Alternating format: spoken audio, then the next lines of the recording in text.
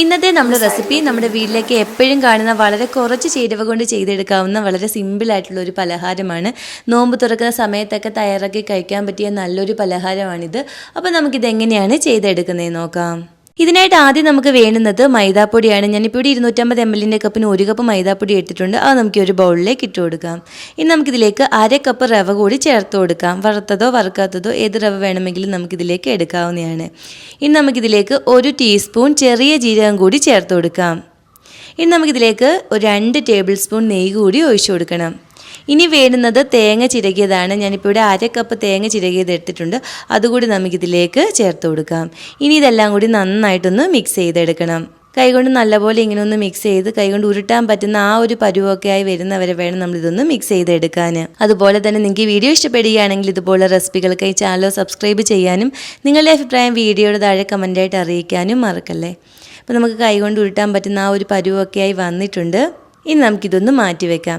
ഇനി നമുക്കൊരു പഞ്ചസാര ലൈൻ തയ്യാറാക്കി എടുക്കണം. അതിനായിട്ട് ഈ ഒരു പാനിലേക്ക് 1 കപ്പ് പഞ്ചസാര ചേർത്ത് കൊടുക്കാം. ഇനി ഇതിലേക്ക് 1/2 കപ്പ് വെള്ളം കൂടി ഒഴിച്ചു കൊടുക്കണം. നല്ലൊരു ഫ്ലേവറിനായിട്ട് നമുക്കിതിലേക്ക് 1/2 ടീസ്പൂൺ ഏലക്കാപ്പൊടി കൂടി ചേർത്ത് കൊടുത്ത് ഇത് നല്ലപോലെ ഇങ്ങനെ ഒന്ന് ഇളക്കി കൊടുത്ത് ഈ പഞ്ചസാര ഒന്ന് അലിഞ്ഞ് വന്നതിന് ശേഷം ഒരു 2-3 മിനിറ്റ് കൂടി നമുക്കിങ്ങനെ ഒന്ന് ഇളക്കി കൊടുത്തൊന്ന് തിളപ്പിച്ചെടുക്കണം. ഇത് വൺ സ്ട്രിങ് കൺസിസ്റ്റൻസി ഒന്നും ആവണ്ട, ജസ്റ്റ് ഒന്ന് 2-3 മിനിറ്റ് ഒന്ന് ഇളക്കി കൊടുത്തൊന്ന് തിളപ്പിച്ചെടുത്താൽ മാത്രം മതി. ഈ ഒരു പരുവായി വരുമ്പോൾ നമുക്ക് ഫ്ലെയിം ഓഫ് ചെയ്ത് നമ്മളിവിടെ തയ്യാറാക്കി വെച്ചിരിക്കുന്ന ഈ മാവിൻ്റെ മിക്സിലേക്ക് ഇത് ഒഴിച്ചു കൊടുക്കാം. ഇതിങ്ങനെ ഒന്ന് ഒഴിച്ചു കൊടുത്ത് ഒരു സ്പൂൺ കൊണ്ട് ആദ്യം നമുക്ക് നന്നായിട്ട് ഇതൊന്ന് മിക്സ് ചെയ്തെടുക്കണം. സ്പൂണും കൊണ്ട് ഇങ്ങനെ ഒന്ന് ഇളക്കി കൊടുത്തു ഇതിൻ്റെ ചൂടൊക്കെ ഒന്ന് മാറിയ ശേഷം വേണം നമുക്ക് കൈകൊണ്ട് നല്ല സോഫ്റ്റായിട്ടൊന്ന് കുഴച്ചെടുക്കാൻ. ഇപ്പോൾ ഇതിൻ്റെ ചൂടൊക്കെ ഒന്ന് കുറഞ്ഞ് വന്നിട്ടുണ്ട്. ഇനി നമുക്ക് നല്ല സോഫ്റ്റായിട്ട് ഇതൊന്ന് കുഴച്ചെടുക്കാം.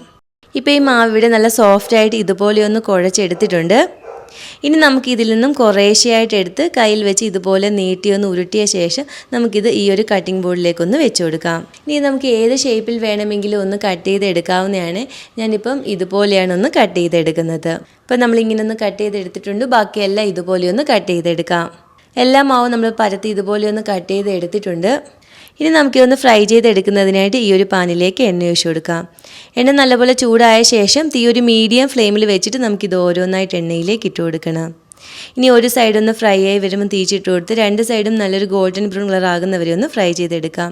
നമ്മളിങ്ങനെ ഫ്രൈ ചെയ്തെടുക്കുമ്പോൾ നല്ല സോഫ്റ്റ് ആണെന്ന് തോന്നും, പക്ഷെ അല്പസമയം കഴിയുമ്പോൾ നല്ല കട്ടിക്ക് തന്നെ നമുക്കിത് കിട്ടിക്കോളും. ഇതിവിടെ നല്ലപോലെ ഒന്ന് ഫ്രൈ ആയി വന്നിട്ടുണ്ട്. ഇനി നമുക്കിതും കോരിയെടുക്കാം. ബാക്കിയുള്ളത് നമുക്ക് ഇതുപോലെ ഒന്ന് ഫ്രൈ ചെയ്തെടുക്കണം. അങ്ങനെ റവയും മൈദാപ്പൊടിയൊക്കെ വെച്ചിട്ട് വളരെ സിമ്പിളായിട്ട് ചെയ്തെടുക്കാവുന്ന വളരെ ടേസ്റ്റി ആയിട്ടുള്ള പലഹാരം ഇവിടെ റെഡി ആയിട്ടുണ്ട്.